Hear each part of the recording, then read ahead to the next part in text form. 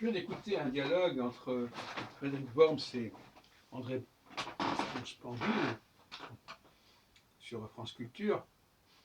Et il y a un mot qu'ils n'ont pas employé, et même une dialectique qu'ils n'ont pas employée, c'est la notion de purification et de corruption. Or, c'est une dialectique absolument fondamentale. Le rôle du politique, c'est justement de lutter contre la corruption et de purifier la société et de purifier le corps social. Je parlé tout à l'heure à propos du leader, mais c'est exactement cela.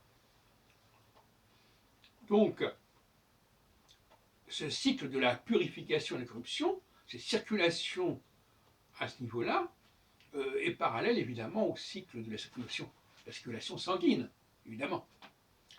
Et ça n'est pas non plus une position linéaire, c'est-à-dire que ce n'est pas du début de la vie, de la naissance à la mort. Il y a plusieurs cycles de corruption et pollution et de purification au cours d'une vie. Parce que chacun de ces cycles, astrologiquement, dure environ 6 ans. Donc on peut vivre une quinzaine de cycles en une vie, une quinzaine de cycles de 6 ans, ce qui donne 90 ans. Et donc ça c'est déjà une première objection que je ferai. Croire que voilà, il y a la naissance, et puis à la fin il y a la mort. Non, c'est pas ça la question. La question, c'est que nous rencontrons la corruption, nous devons résister à la corruption à plusieurs moments de notre vie, que la société doit le faire. Elle doit se donner le moyen de lutter contre la corruption, dans tous les sens du terme d'ailleurs, et elle doit se trouver des leaders, des guides, qui ont cette capacité à purifier ce qui est corrompu.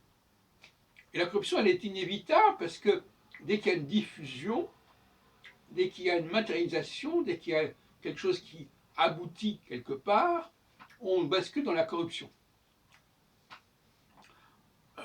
Donc, la corruption est inévitable, tout comme le sang, inévitablement, va s'appauvrir, va se corrompre.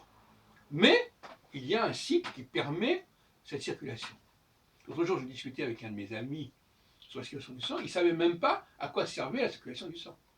Alors que la plupart des gens ne savent même pas que la circulation du sang a une vocation à purifier le sang. Mais qu'en même temps, s'il faut purifier le sang, c'est que le sang se dégrade et se corrompt. C'est aussi simple que ça.